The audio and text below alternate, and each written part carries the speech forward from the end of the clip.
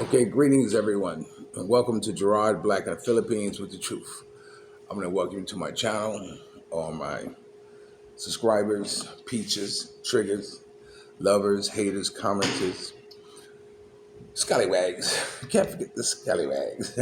Each and every one of you, I want to welcome you to my channel. Um,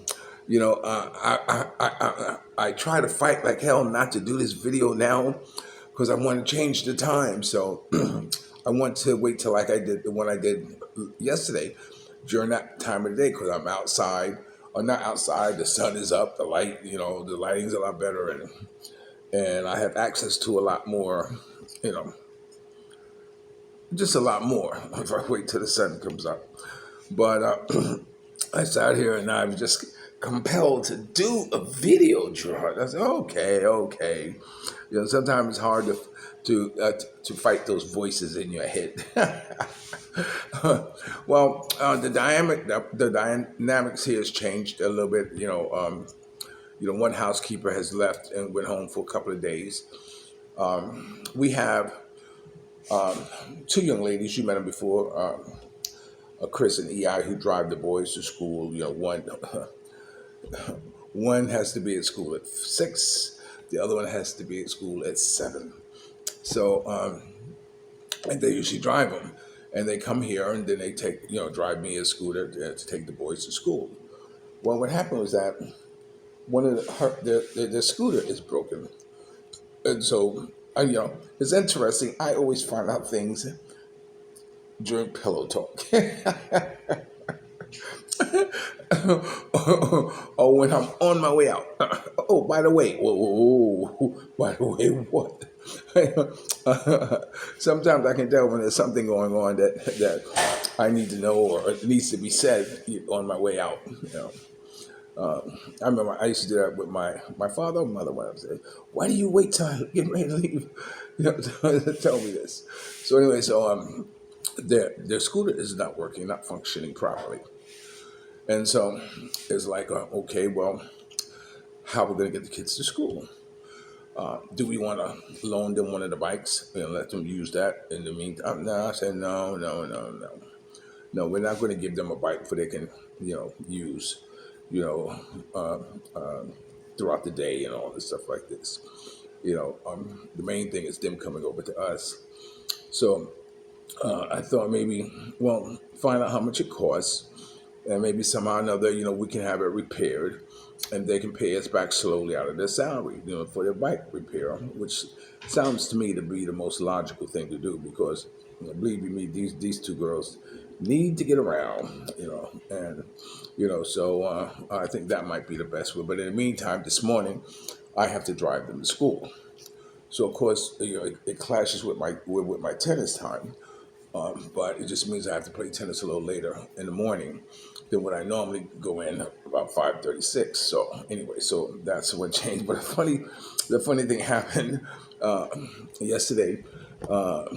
Mia says to me, she says, "Oh, I went in your wallet and I got 1.5." I said, "Oh, okay, okay." She said, "Sharpie cake." I said, "Okay, what did you buy?" A vacuum cleaner.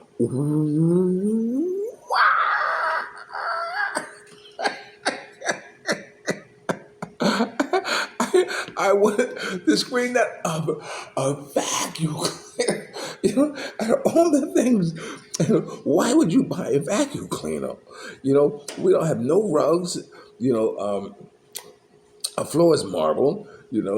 So a vacuum cleaner is most useful on carpet. Which is something I would have tried to persuade her or point it out to her. And so I said, "Let me see it." So she carried this box, like this, and inside it had the most ugliest looking contraption inside of it. So she plugged it in. Ooh, yeah, it does suck. but that cracked up and said, "A vacuum cleaner. Really? Really, baby? Really, baby? Do you need a vacuum cleaner?" You know what I'm saying? but I guess that's what the rich can buy when they have the dough. So I got a little kick out of that and I said, okay, if you think you need a vacuum cleaner, okay, well, I'm glad you're happy, baby. I'm really glad you're happy. And then I said, I got to put my wallet up. But it's okay. It's all good, man. It's all good, man. Whatever makes her happy. But it'll make me more happy if she discusses with me about the things she's going to shop on Sharpie. And for those of you who don't know, Sharpie is like Amazon here.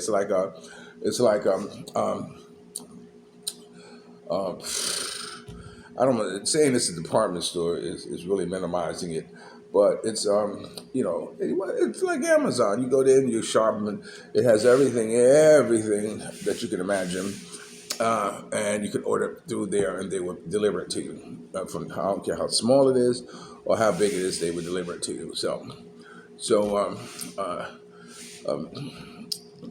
I told her, maybe you should run it by me before you do any big purchase sales, purchases like a vacuum cleaner in the future. But it's all good. It's all good. Like I said, if she's happy, I'm happy. Okay, so right now it's Valentine's Day, so let me say Happy Valentine's Day to all the lovers, all my lovers, all my lovers. Oh, give okay. I want to wish Happy Valentine and also Happy Valentine's and to my father. God bless the day. Here's a picture of him right here, and I am so proud that in this instance the fruit did not fall too far from the tree. Ha. So anyway, yeah, my father was Henny Bell. I learned that he was my father when I was 18 years old. And then when I spoke about it before, about I used to talk to him and ask him questions about my mother to try to get to find out who she was, what kind of woman she was, or whatever. And boy, did I learn the earful, you know. But the most intriguing thing about him to me was that how much he still loved my mother. You know, you know, I only wish that a woman would have come into my life who I would love so so uh, passionately as he did my mother, you know. And although she was first his trick, because he was introduced to my mother by a friend of his. In fact, when she got pregnant, she couldn't name me after him because, um, for whatever reason, but she named me after the best friend who introduced them together. How about that as a love story? But anyway, you know, um, yeah. So I learned a lot about my mother, uh, through him. And he used to drink a lot, and when he would drink, I love your mother. He'd get that close to me like that and say that, and I could smell the alcohol and the smoke, cigarette smoke, and just feel, just feel that passion that you have for a woman, you know. And every man should have a woman that he's passionate about. I know in this day and age, it's hard, and especially harder for the new generation, to really fall in love, man, because you haven't got a lot of support within the universe, guiding you to to find that love. I mean, you don't have the music, you don't have the movies. I mean, you don't have the guidance, to know what it's like, to really love someone, or be passionate about someone. I mean, it's a shame because that's what makes in my opinion, my Sunday morning classics that I do, because I think I'm pointing out those songs. I'm pointing out the things that that we grew up on. The songs, that we were in the basement with the blue light on, grinding against somebody. Hey, while they sing, what's that? Uh, what's that song? I'm thinking there's a Smokey Robinson song in my head somewhere, where we used to grind to, and you know it, it's those moments that we don't have. If you ever notice, I don't know when it started, but somehow or another, we stopped dancing with girls. We stopped dancing with women. We stopped putting our arms around a woman and stay in my corner. Mm, oh, what a night. I think I'll call my baby tonight. We have somehow or another distanced ourselves. Do you know what? Prince wrote a song called Paramount. Pheromone. I think it's that about pheromone.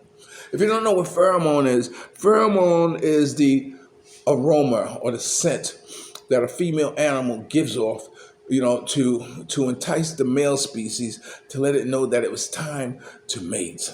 That's called pheromone. You know what I'm saying? And when you were young and you were dancing with a girl and you had your head in the crook of her neck and you breathe in her essence, scent of a woman comes to mind, and you breathe in that with Al Pacino, and you breathe in that her smell, her perfume, her sweat. When you're smelling her body, you know how enticing that was.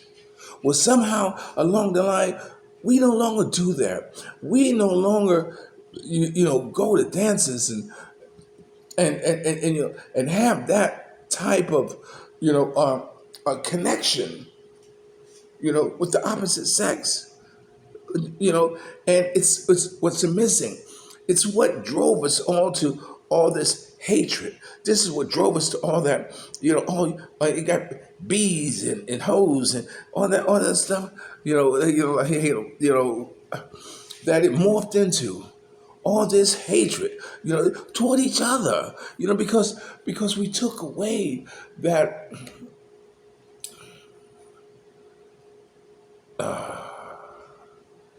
desire to be close to someone, you know, or to find someone to love. And so, it's unfortunate and it's a lot through music.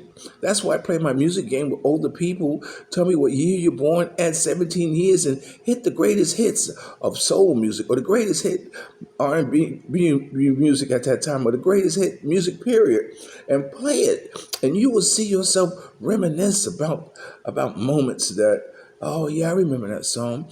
Because at the age of 17, that's the time when you lose your age of innocence.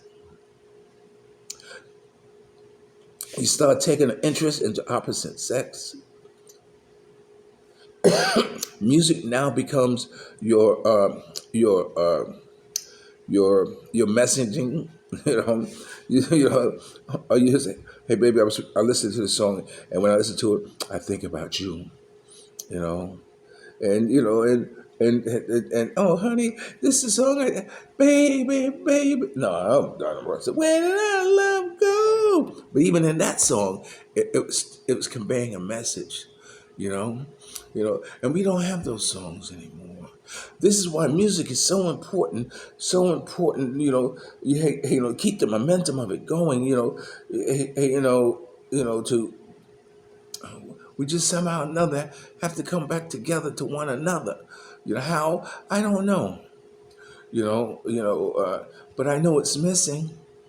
You know, I mean, this Valentine's Day. I don't know. There's one store that I noticed that I think it only opens up on Valentine's Day. Lot of Valentine things. And you know what? In the store. For them to sell. This is in Avalon, where I was used to live before. And Mia had to pick up something, and she was working with a project for boys, and it was only stuff was open. And I sat outside, and this store was packed with girls. I didn't see one Filipino or one man walking in that store looking to buy something for Valentine's. for their beloved. You know, sure, it's a romantic, time of year, but it's more of a romantic for women, not for men. So anyway, me and I'm taking her out to eat for lunch. I mean, for dinner. You know, at uh, uh, Casablanca. We're gonna be there about 6 o'clock. So those of you who don't have any plans, or come join me and I at Casablanca today in Dumaguete off the boulevard and celebrate your Valentine's Day with your loved one, because I'll be celebrating it with mine. Okay, you're watching Gerard Black in the Philippines with the truth. Remember, dreams are nothing more than plans of winning. Action never disrespect the other, always pull someone up. And sometimes you're the only one to see your vision. And the best revenge in life is to live good. I'm living good today. I hope you are too. And if you're lucky enough to have a woman like Ollie Woodson, former lead singer of Temptation One sung, treat her like a woman. And woman, if you're lucky enough to have a good man like me, make him feel like a king and never say no. I'll always love you more. Love you like a love song, baby. Happy Valentine's Day, sugar. If no one else tells you today, WOG will love you all the way. I'll talk to you later. Peace.